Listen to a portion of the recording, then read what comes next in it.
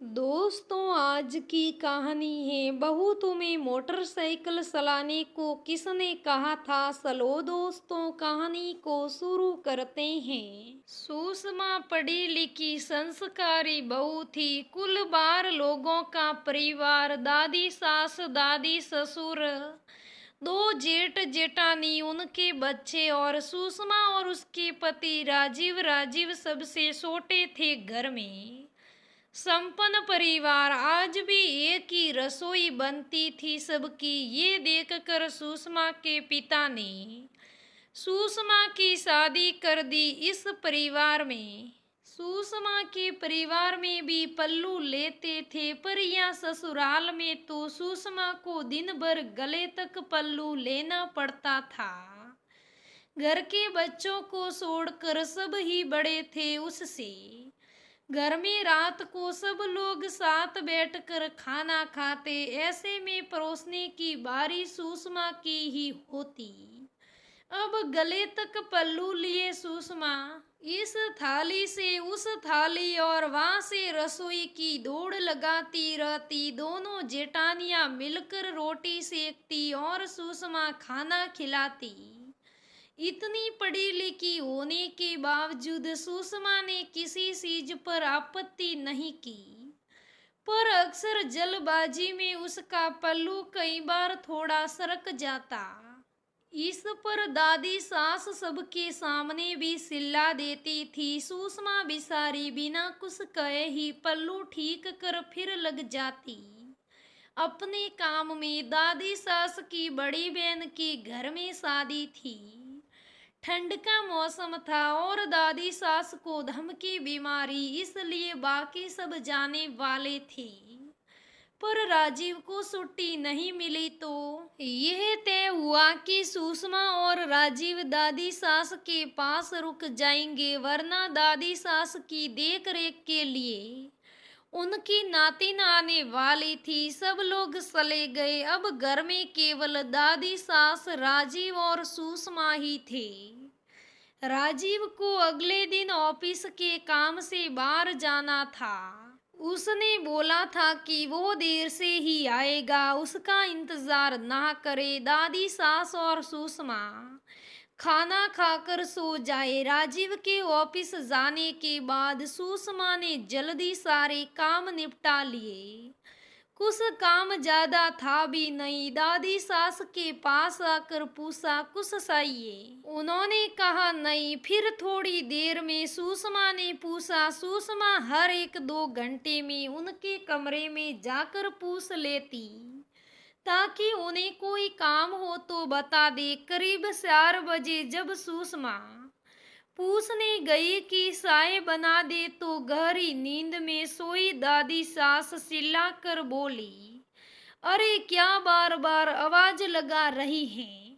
अब मत आना, सोने दे मुझे, मैं जब तक ना बुलाऊं मत आना, समझी ना?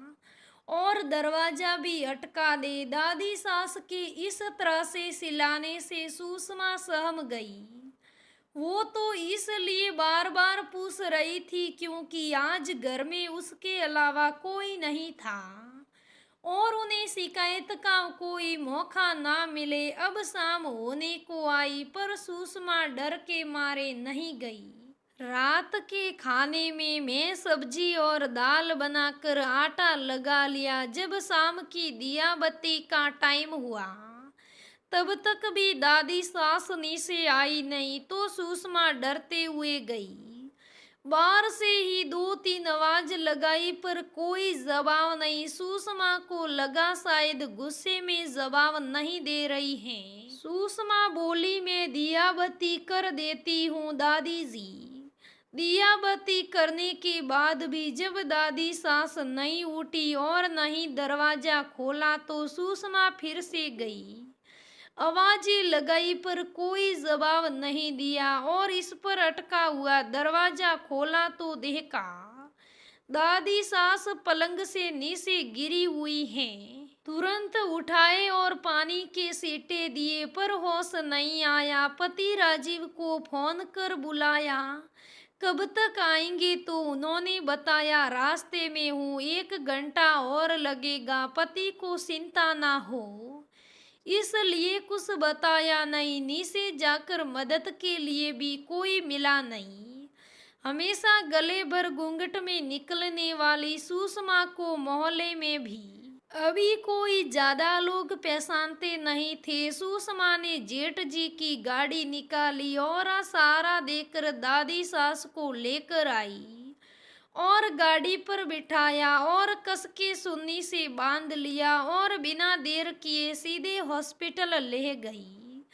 राजीव ने घर पर ताला देख फोन कर पता किया तो हॉस्पिटल का एड्रेस बताया। इस पर पहले तो राजीव ने बहुत डांटा, आकर पर कुछ कहा नहीं। सुषमा को जो ठीक लगा वो उसने किया। सुबह तक दादी सास को होश नहीं आया, सारा परिवार भी आ गया, बाकी सबने भी खूब सुनाई। क्या जरूरत थी मोटरसाइकिल पर दादी जी को लाने की, ऐसा कर लेती वैसा कर लेती। सुषमा बिना कुछ बोले सुनती रही। तभी नर्स ने कहा, पेशेंट को होश आ गया है, डॉक्टर साहब आपको बुला रहे हैं। सब लोग अंदर चले गए। डॉक्टर ने इतने लोगों को देख पूछा, वो लेडी कहाँ है जो इनको लेकर आई थी। उसके आते ही डॉक्टर, जो काफी सीनियर थे, बोले, अगर ये लेडी नहीं होती तो आज आपकी माता जी आपके बीच नहीं होती। इन्हें अस्थमा का अटैक आया था। मोटरसाइकिल पर ये जिस तरह से हॉस्पिटल के अंदर इन्हें ले आई थी वो काबिले तारीफ था, और वो भी गले तक घूंघट में। अगर थोड़ी देर और हो जाती तो जान बचाना मुश्किल था। और ब्लड भी इन्होंने ही दिया। अब तक हर आदमी जो सुषमा को खरी खोटी सुना चुका था, सब शर्मिंदा होकर खड़े थे।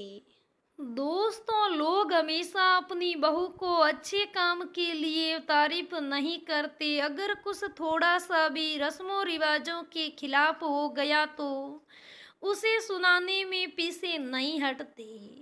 अरे भाई, एक बहू अपने रस्में रिवाजों के खिलाफ जाकर अगर कोई अच्छा काम कर लेती है तो उसमें क्या बुराई है। अरे, ऐसे काम में अपनी बहू का मनोबल बढ़ाने की जगह अगर हम उसे कुछ खरा खोटा सुनाएंगे तो उस बेचारी पर क्या बीतेगी।